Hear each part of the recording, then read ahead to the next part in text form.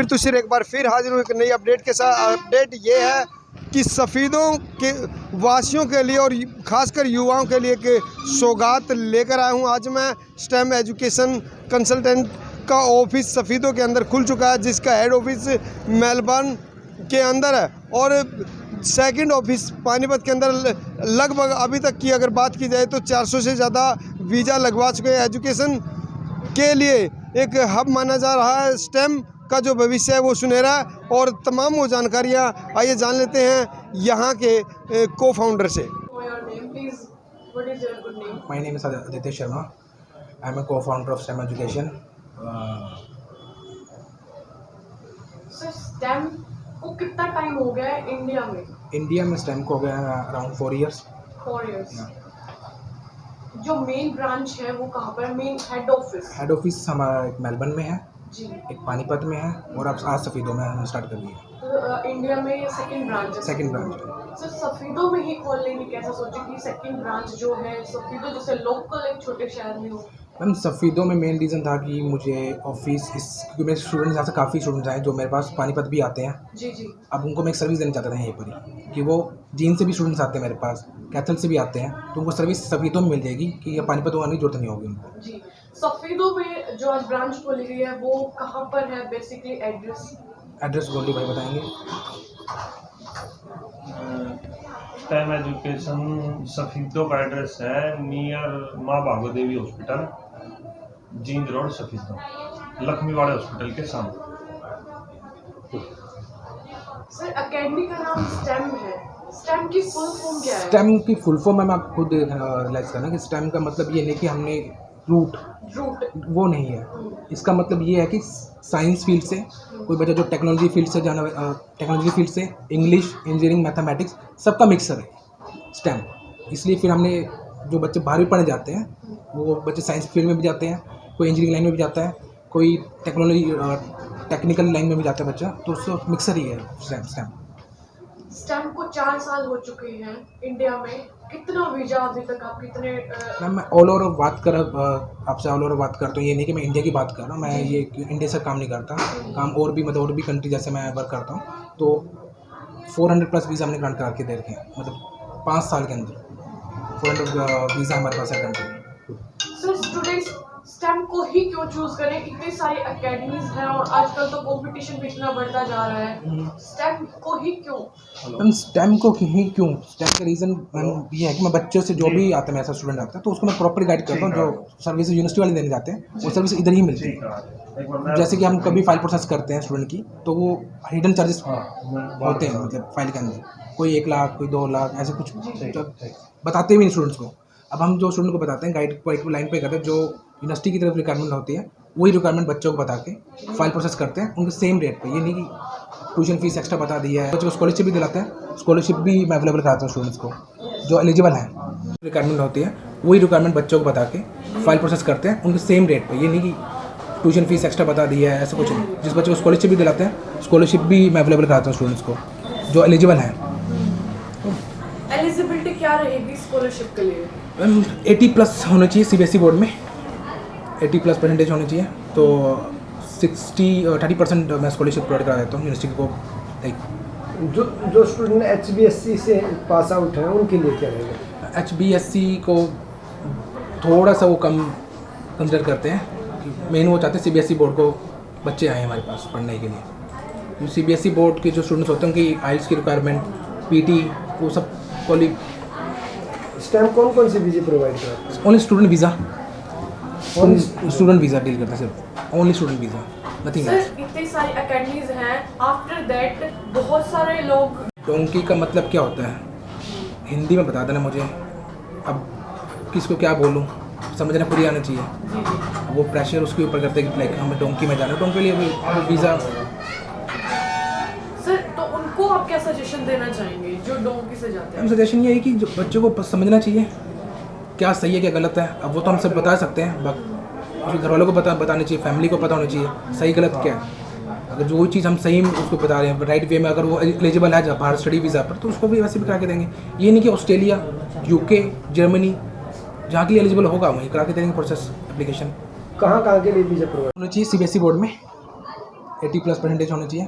तो 30% मैं scholarship provide करा देता हूँ यूनिवर्सिटी को। लाइक जो स्टूडेंट HBSC से पास आउट हैं उनके लिए क्या रहेगा?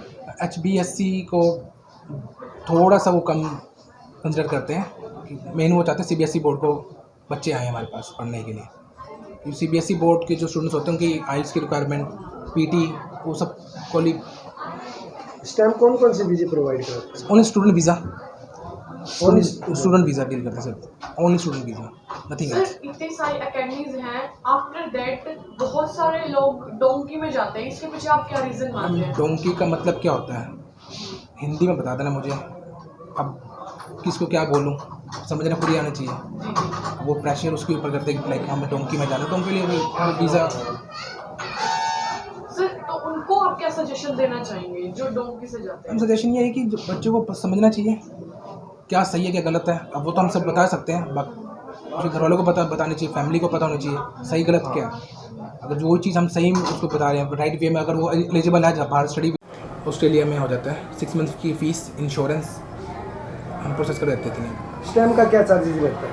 Stamp consultancy fees normal charge करते हैं हम 10,500 चार्ज करते हैं। उसमें क्या क्या प्रोवाइड उसमें हम सब बच्चों को पूरी की पूरी जो फाइल होती है, जैसे हम रेडी करते हैं, रेडी एक GT प्रोसेस होता है, जो फाइनेंशियल डॉक्यूमेंट्स होते हैं वो सब कुछ, बैंकिंग स्टेटमेंट होती है, बैंक स्टेटमेंट भी होती है, SOP होता है, वीज़ा लॉजमेंट होता है, वो सब प्रोसेस हम करके देते हैं।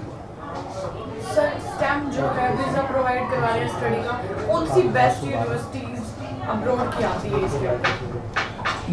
University of western Australia, university of Canberra, Australia Australia. University of new England. ऐसे तो मैं स्पेसिफिक बच्चे की फ़ाइल देखने के बाद ही मैं सोच रहा हूँ कि उसको कहाँ अप्लाई करना चाहिए। ये नहीं कि उसको भेजने से मतलब है, उसका कैरियर भी वहाँ पर लाइक एक राइट डायरेक्शन उसको मिलनी चाहिए स्टूडेंट को। वहाँ जैसे ऑस्ट्रेलिया भी जाते हैं तो ऑस्ट्रेलिया में वाइड ऑफिस है, वहाँ पर अगर कुछ बच्चा कोई होम सिकनेस के भी मतलब फील करते हैं, मतलब वहाँ पर स्टूडेंट होम सिकनेस हो जाती है, कोई घबरा भी जाता है, वहाँ पर हेजिटेशन भी होती है, तो उन बच्चों को वहाँ पर भी हम सर्विस देते हैं, उनसे मिलते हैं और कोर्स सजेस्ट भी करते हैं उनको। अगर कोई बच्चे को जिस कोर्स में हमने भेजा वहाँ पर स्टूडेंट वीज़ा के लिए हमने उसको एडमिशन कराया। Germany, UK। और स्पाउस वीज़ा की अगर बात करें तो स्टडी वीज़ा के साथ स्पाउस वीज़ा किस तरीके स्पाउस वीज़ा की कंडीशन होती है, शादी 1 साल, मैरिज सर्टिफिकेट 1 साल पुराना होना चाहिए, उसके बाद ही हम अप्लाई करते हैं कि वो एलिजिबल है कि नहीं है। और मास्टर्स के लिए ज़्यादा, मास्टर्स में हम ज़्यादा बच्चों को स्पाउस वीज़ा के लिए बोलते हैं करने के लिए। रूरल में जो पेरेंट्स हैं उनको वो चाहते तो हैं विदेश भेजना, परंतु वो और कौन है सर्टिफाई करने के लिए, तो आएगा नहीं बाहर से सर्टिफाई करने के लिए, हमें ही समझाना पड़ेगा। अब वो चीज़ क्या होता है, वो बातों में आ जाते हैं बहका हुआ में, किसी पैकेज में कर लेते हैं डील, फिर वो उनसे पैसे एक्स्ट्रा ले लेते हैं, काम होता नहीं है, फिर तो वो काम नहीं, उनको समझाना है कि पैकेज के बजाय भी हम नॉर्मल केस कर सकते हैं प्रोसेस। मेरा नाम काव्य नारंग है, मैं पानीपत से आया हूँ। जी, आप स्टैम में कब से कनेक्टेड है? मैं स्टैम को मैंने ज्वाइन करा था आई थिंक अगस्त में। जी। मेरे फ्रेंड ने सजेस्ट करा था कि आप यहाँ से अपनी फ़ाइल प्रोसेस करवा लो, बहुत बढ़िया कंसल्टेंट है, इनकी टीम बहुत कोऑपरेटिव है। सो आई ज्वाइंड इन अगस्त 2022। हाँ जी, उस टाइम सर मेरे ऑस्ट्रेलिया गए हुए थे, तो पहले मैं सर से मिल के गया था, तो सर ने मेरी सारी बता दिया था फ़ाइल के बारे में, मैंने जो भी करा हुआ 12th CBSE बोर्ड से। फिर सर ने मेरी बहुत हेल्प करी, मेरे को अच्छी तरह बताया कि ऐसे ऐसे आपका प्रोसेस होएगा, आपको इतने इतने पैसे शो करने पड़ेंगे, इतने इतनी आपकी फ़ीस होएगी। तो मैंने अपने फादर से डिसाइड करके सर को बता दिया कि मेरा मेलबर्न में इसी यूनिवर्सिटी में अप्लाई करवा दो, तो सर ने मेरा अप्लाई करवा दिया था। तो मेरी ऑफ़र लेटर 4-5 दिन में आ गई थी। उसके बाद सर ने मेरे को सब बताया कि अब GT का प्रोसेस होएगा आपका, उसमें आपको कंडीशंस होएगी, आपको इतने फ़ंड शो करने पड़ेंगे, ये आइडिया दिखानी पड़ेगी 2 साल की मदर एंड फादर की। तो मैंने सब डॉक्यूमेंट्स सर को प्रोवाइड कर दिए थे बहुत ही जल्दी, और सर ने भी मेरे को बहुत जल्दी रिप्लाई करवा के वहाँ से मेरी GT क्लियर करवा दी थी। विदिन 10 डेज़ मेरी GT क्लियर हो गई थी। और उसके बाद सर ऑस्ट्रेलिया में थे, जब भी मैं वो हेल्प की सर की ज़रूरत पड़ती थी, सर मेरा फ़ोन पिकअप कर लेते थे वहाँ से और सब रिप्लाई कर देते थे। और फिर फिर मेरी फ़ीस चलेगी। फिर सर ने मेरे बिल्कुल मेरा फ़ंड शो मैंने खुद कर लिए थे, अपने जितनी भी रिक्वायरमेंट होती है 25 to 30 लाख, वो मैंने खुद शो करे थे। और फ़ीस चल गई थी मेरी आई थिंक 8 लाख समथिंग। तो 1 लाख का उसमें मेडिकल भी हुआ था मेरा। फिर उसके बाद थोड़े ही दिनों में मेरी CU आ गई थी। बस फिर अब मेरी फ़ाइल लगने वाली है एम्बेसी के अंदर, वो अब डिपेंड करता है कैसे होगा वो सर करवा। आप स्टेम में कब से कनेक्टेड है? मैं स्टेम को मैंने ज्वाइन करा था आई थिंक अगस्त में। जी। मेरे फ्रेंड ने सजेस्ट करा था कि आप यहाँ से अपनी फ़ाइल प्रोसेस करवा लो, बहुत बढ़िया कंसल्टेंट है, इनकी टीम बहुत कोऑपरेटिव है। सो आई ज्वाइंड इन अगस्त 2022।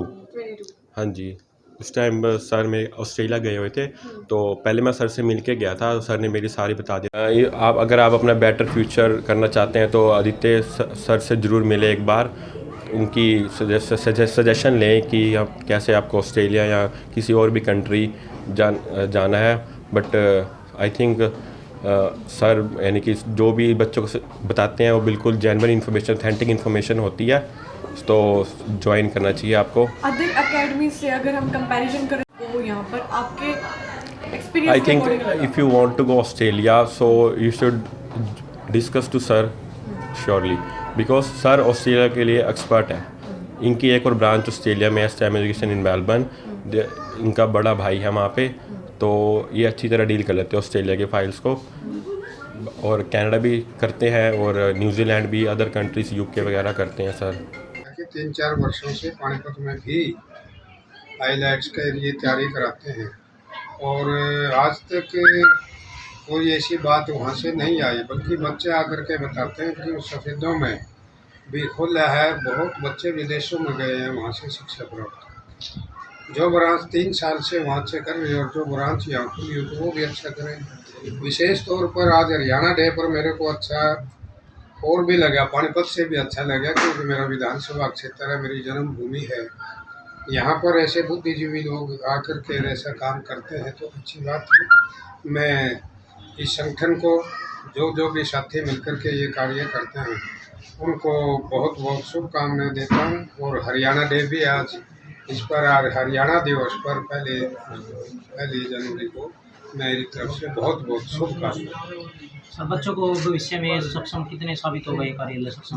मुझे लगता है कि जैसे पानीपत में भी 3 वर्षों से है आपके, तो वही उसी की ब्रांच यहाँ पर है, जितना मैं मालूम कर पाया हूँ अपने कौन से, तो वहाँ काफ़ी है। हाँ, ऑस्ट्रेलिया में मुझे बताया जा रहा है कि मुख्य कार्यालय ऑस्ट्रेलिया में है, तो अच्छी बात है, वहाँ भी संभाले बच्चों को और यहाँ भी। ये शिक्षा की बात है, पढ़ाई की बात है। फिर जो बच्चे जाते हैं, आज दुनिया छोटी सी है, आज एक बढ़िया हुआ, वहाँ मैं गया हूँ, यूरोप टूर मैंने किया पूरा का पूरा, तो वहाँ के हमारा देश भी विकासशील देश है, अभी विकसित देश होने जा रहा है। यहाँ के बच्चे वहाँ के यहाँ इस तरह से जो होगा, पूरी देश पहले की तरह भारत सोने की चिड़िया बनेगा, तो अच्छा होगा। यहाँ के कमाने में वहाँ के कमाने में, यहाँ की करेंसी में वहाँ की करेंसी में दिन रात काम करें, अच्छा रहेगा। मंत्री जी, इस लाइन में कुछ डोंकी के माध्यम से विदेश जाना, जैसे कि आजकल का क्रेज चला हुआ है, और कुछ दुकान भविष्य अंधकार में गिर रहे हो, साथ के साथ पैसे की वेस्टेज कर रहे, क्या कहेंगे? वो 2 नंबर पर है। ये सिर्फ यहाँ पर जितना मैं समझ पाया हूँ, ये तो शिक्षा देते हैं, तैयारी कराते हैं, तैयारी करा करके फिर उनका मेरिट के आधार पर का हो या वो MSc में अपना फिर वो इंटरव्यू देंगे, और जो ये पढ़ाई करेंगे वो आईलेट्स में कितने प्रतिशत लेंगे वो इनकी मेहनत कराने पर डिपेंड है। ये तो सारा 1 नंबर में होता है इनका, तो इनका उससे कोई संबंध नहीं। वो अपने ढंग से कौन क्या कर रहे हैं वो गलत है, उसको मैं ठीक नहीं मानता।